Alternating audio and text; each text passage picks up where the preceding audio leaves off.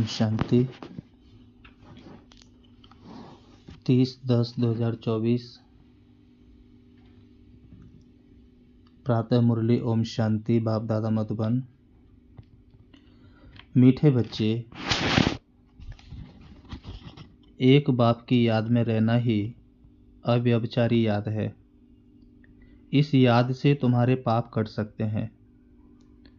मुरली का प्रश्न है, बाप जो समझाते हैं उसे कोई सहज मान लेते, कोई मुश्किल समझते, इसका कारण क्या है? उत्तर, जिन बच्चों ने बहुत समय भक्ति की है, आधा कल्प से पुराने भक्त हैं, वह बाप की हर बात को सहज मान लेते हैं, क्योंकि उन्हें भक्ति का फल मिलता है। जो पुराने भक्त नहीं, उन्हें हर बात समझने में मुश्किल लगता। दूसरे धर्म वाले तो इस ज्ञान को समझ भी नहीं सकते। ओम शांति। मीठे मीठे रूहानी बच्चों प्रति रूहानी बाप बैठ समझाते हैं, तुम बच्चे सब क्या कर रहे हो? तुम्हारी है अव्यभिचारी याद। एक होती है व्यभिचारी याद, दूसरी होती है अव्यभिचारी याद। तुम सबकी है अव्यभिचारी याद। किसकी याद है? एक बाप की। बाप को याद करते करते पाप कट जाएंगे और तुम वहां पहुंच जाएंगे। पावन बनकर फिर नई दुनिया में जाना है। आत्माओं को जाना है। आत्मा ही इन आर्गन्स द्वारा सब कर्म करती है ना। तो बाप कहते हैं, अपने को आत्मा समझ बाप को याद करो। मनुष्य तो अनेकानेक को याद करते हैं। भक्ति मार्ग में तुमको याद करना है एक को। भक्ति भी पहले पहले तुमने ऊंचते ऊंचे से बाबा की ही की थी। उनको कहा जाता है अव्यभिचारी भक्ति। वही सर्व को सद्गति देने वाला रचता बाप है। उनसे बच्चों को बेहद का वर्षा मिलता है। भाई भाई से वर्षा नहीं मिलता। वर्षा हमेशा बाप से बच्चों को मिलता है। थोड़ा बहुत कन्याओं को मिलता है। वह तो फिर जाकर हाफ पार्टनर बनती हैं। यहाँ तो तुम सब आत्मा हो। सब आत्माओं का बाप एक है। सबको बाप से वर्षा लेने का हक है। तुम हो भाई भाई। बल शरीर स्त्री पुरुष का है। आत्मा सब भाई भाई हैं। वह तो सिर्फ कहने मात्र कह देते हैं, हिंदू मुस्लिम भाई भाई, अर्थ नहीं समझते। तुम अभी अर्थ समझते हो। भाई भाई माना सब आत्माएं एक बाप के बच्चे हैं। फिर प्रजापिता ब्रह्मा के बच्चे भाई बहन हैं। अभी तुम जानते हो इस दुनिया से सबको वापस जाना है। जो भी मनुष्य मात्र हैं सबका पार्ट अब पूरा होता है। फिर बाप आकर पुरानी दुनिया से नई दुनिया में ले जाते हैं, पार ले जाते हैं। गाते भी हैं, खेबैया पार लगाओ, अर्थात सुख धाम में ले चलो। यह पुरानी दुनिया बदलकर फिर नई दुनिया जरूर बननी है। मूल वतन से लेकर सारी दुनिया का नक्शा तुम्हारी बुद्धि में है। हम आत्माएं सब स्वीट धाम शांति धाम के निवासी हैं। यह तो बुद्धि में याद है ना। हम जब सतयुगी नई दुनिया में हैं तो बाकी और सभी आत्माएं शांति धाम में रहती हैं। आत्मा तो कभी विनाश नहीं होती। आत्मा में अविनाशी पार्ट भरा हुआ है। वह कभी भी विनाश नहीं हो सकता। समझो ये इंजीनियर है, फिर 5000 वर्ष बाद हुबहू ऐसे ही इंजीनियर बनेगा। यही नाम रूप देश काल रहेगा। यह सब बातें बाप ही आकर समझाते हैं। यह अनादि अविनाशी ड्रामा है। इस ड्रामा की आयु 5000 वर्ष है। सेकंड भी कम जास्ती नहीं हो सकता। यह अनादि बना बनाया ड्रामा है। सबको पार्ट मिला हुआ है। देही अभिमानी हो, साक्षी हो, खेल को देखना है। बाप को तो देह है नहीं, वह नॉलेजफुल है, बीज रूप है। बाकी आत्माएं जो ऊपर निराकार दुनिया में रहती हैं, वह फिर आती हैं नंबरवार पार्ट बजाने। पहले पहले नंबर शुरू होता है देवताओं का। पहले नंबर की ही डिनाइस्टी के चित्र हैं। फिर चंद्रवंशी डिनाइस्टी के भी चित्र हैं। सबसे ऊंच है सूर्यवंशी लक्ष्मी नारायण का राज्य।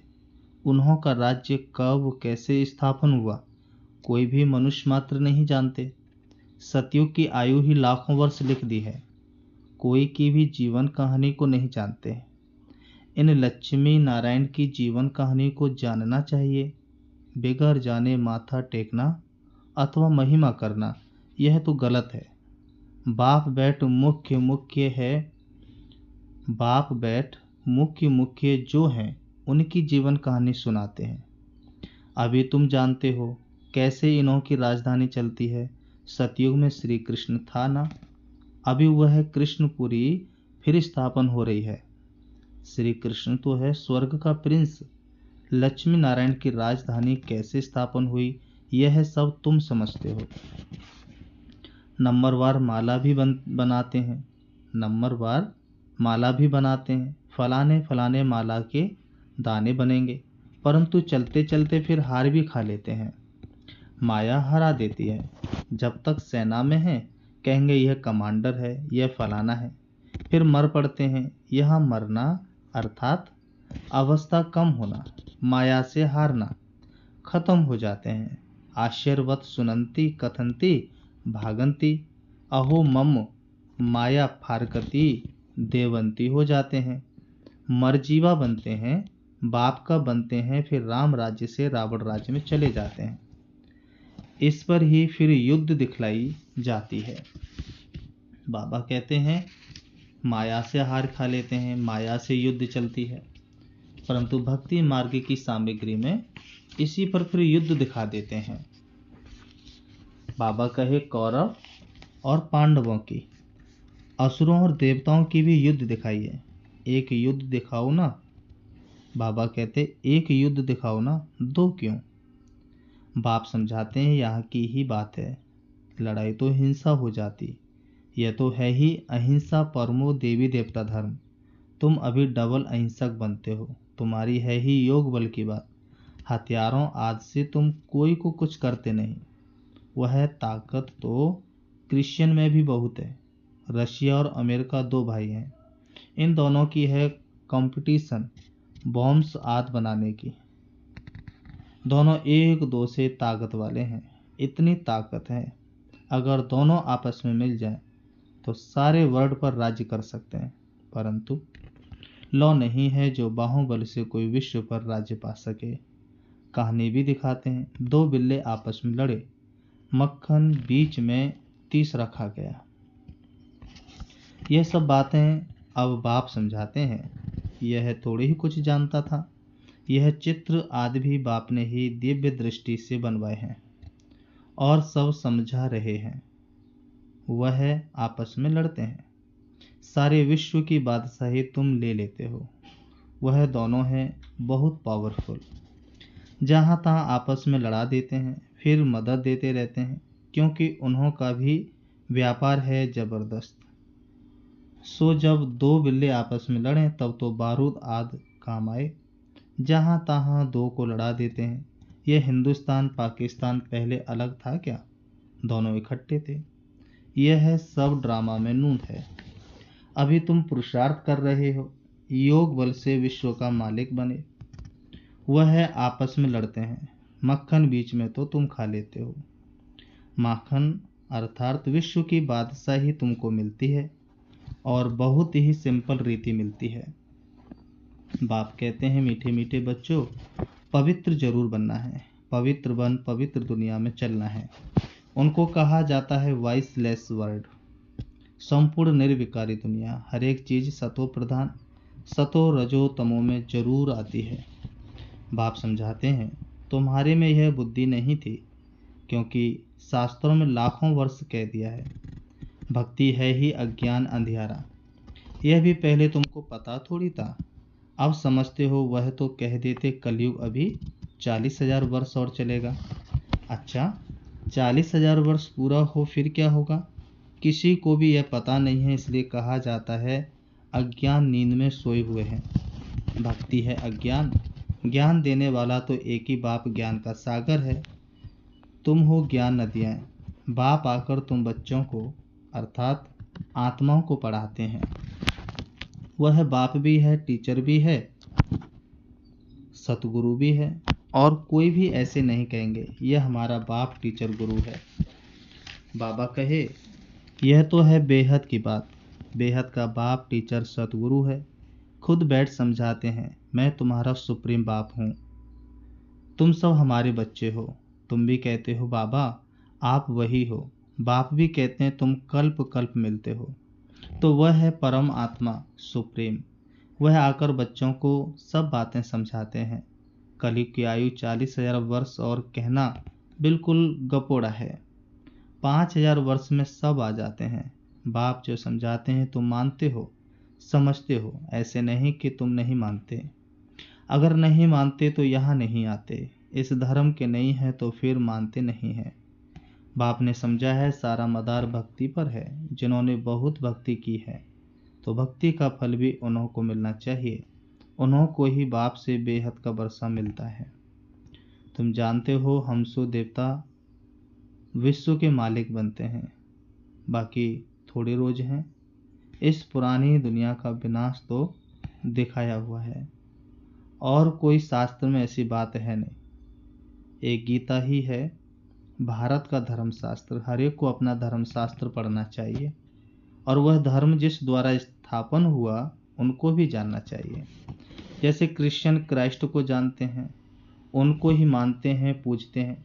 तुम आदि सनातन देवी देवता धर्म के हो तो देवताओं को ही पूजते हो, परंतु आजकल अपने को हिंदू धर्म का कह देते हैं। तुम बच्चे अब राजयोग सीख रहे हो, तुम राज ऋषि हो, वह है हठयोग ऋषि। रात दिन का फर्क है। उन्हों का सन्यास है कच्चा हद का, सिर्फ घर बार छोड़ने का। तुम्हारा सन्यास व वैराग्य है सारी पुरानी दुनिया को छोड़ने का। पहले पहले अपने घर स्वीट होम में जाकर फिर नई दुनिया सतयुग में आएंगे। ब्रह्मा द्वारा आदि सनातन देवी देवता धर्म की स्थापना होती है। अभी तो यह पतित पुरानी दुनिया है। यह समझने की बातें हैं, बाप द्वारा पढ़ते हैं। यह तो जरूर रियल है ना, इसमें निश्चय न होने की तो बात ही नहीं। यह नॉलेज बाप ही पढ़ाते हैं। वह बाप टीचर भी है, सच्चा सतगुरु भी है, साथ ले जाने वाला। वो गुरु लोग तो आधा पर छोड़कर चले जाते हैं। एक गुरु गया तो दूसरा गुरु करेंगे, उनके चेले को गद्दी पर बिठाएंगे। यहाँ तो है बाप और बच्चों की बात। वह फिर है गुरु और चेले के वर्षे का हक। वर्षा तो बाप का ही चाहिए ना। शिव बाबा आते ही हैं भारत में, शिवरात्रि और श्री कृष्ण की रात्रि मनाते हैं ना। शिव की जन्मपत्री तो है नहीं, सुनाए कैसे। उनकी तिथि तारीख तो होती नहीं। श्री कृष्ण का जो पहला नंबर वाला है उनकी दिखाते हैं। दीपावली मनाना तो बाबा कहते, दीपावली मनाना तो दुनिया वाले मनुष्यों का काम है। तुम बच्चों के लिए थोड़ी ही दीपावली है। हमारा नया वर्ष नई दुनिया सतयुग को कहा जाता है। अभी तुम नई दुनिया के लिए पढ़ रहे हो। अभी तुम हो पुरुषोत्तम संगम युग पर। बाबा कहे उन कुंभ के मेलों में कितने ढेर मनुष्य जाते हैं। वह होता है पानी की नदियों पर मेला। कितने ढेर मेले लगते हैं। उन्हों की भी अंदर बहुत पंचायत होती है। कभी कभी तो उन्हों का आपस में ही बड़ा झगड़ा हो जाता है, क्योंकि देह अभिमानी है ना। यहाँ तो झगड़े आदि की बात ही नहीं। बाप सिर्फ कहते हैं मीठे मीठे लाडले बच्चों मुझे याद करो। तुम्हारी आत्मा जो सतो प्रधान से तमो प्रधान बनेगी, खाद पड़ी है, वह योग अग्नि से ही निकलेगी। सोनार लोग जानते हैं, बाप को ही पतित पावन कहते हैं। बाप सुप्रीम सोनार ठहरा, सबकी खाद निकाल सच्चा सोना बना देते हैं। सोना अग्नि में डाला जाता है। यह है योग अर्थात याद की अग्नि, क्योंकि याद से ही पाप भस्म होते हैं। तमो प्रधान से सतो प्रधान याद की यात्रा से ही बनना है। सब तो सतो प्रधान नहीं बनेंगे। कल्प पहले मिसल ही पुरुषार्थ करेंगे। परमात्मा का भी ड्रामा में पार्ट नूंदा हुआ है। जो नूंद है वह होता रहता है, बदल नहीं सकता। रील फिरता ही रहता है। बाप कहते हैं आगे चल तुमको गुह्य बातें सुनाएंगे। पहले पहले तो यह निश्चय करना है, वह है सब आत्माओं का बाप, उनको याद करना है। मनमना भव का भी अर्थ यह है। बाकी श्री कृष्ण भगवान वास्तव है ही नहीं। अगर श्री कृष्ण हो फिर तो सब उनके पास चले आए, सब पहचान लें। फिर ऐसे क्यों कहते कि मुझे कोटों में कोई जानते हैं। यह तो बाप समझाते हैं, इसलिए मनुष्यों को समझने में तकलीफ होती है। आगे भी ऐसा हुआ था। मैंने ही आकर देवी देवता धर्म की स्थापना की थी। फिर यह शास्त्र आदि सब गुम हो जाते हैं। फिर अपने समय पर भक्ति मार्ग के शास्त्र आदि सब वही निकलेंगे। सतयुग में एक भी शास्त्र नहीं होता, भक्ति का नाम निशान नहीं। अभी तो भक्ति का राज है। सबसे बड़े ते बड़े हैं श्री श्री 108 जगत गुरु कहलाने वाले। आजकल तो 1008 भी कह देते हैं। वास्तव में यह माला है यहाँ की। माला जब फेरते हैं तो जानते हैं फूल निराकार है। फिर है मेरू, ब्रह्मा सरस्वती युगल दाना, क्योंकि प्रवृत्ति मार्ग है ना। प्रवृत्ति मार्ग वाले निवृत्ति मार्ग वालों को गुरु करेंगे तो क्या देंगे। हठयोग सिखाना पड़े, वह तो अनेक प्रकार के हठयोग हैं। राजयोग है ही एक प्रकार का, याद की यात्रा है ही एक की।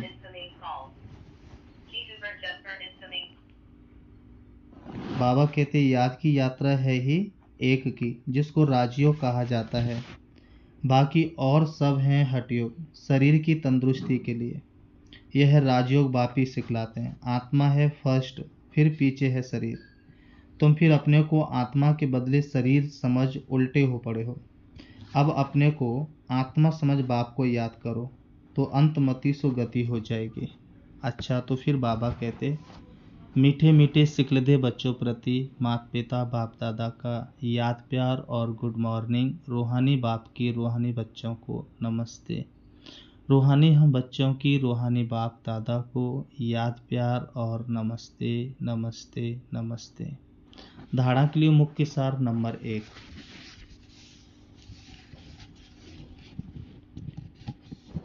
इस अनादि अविनाशी बने बनाए ड्रामा में हर एक के पार्ट को देही अभिमानी बन साक्षी होकर देखना है।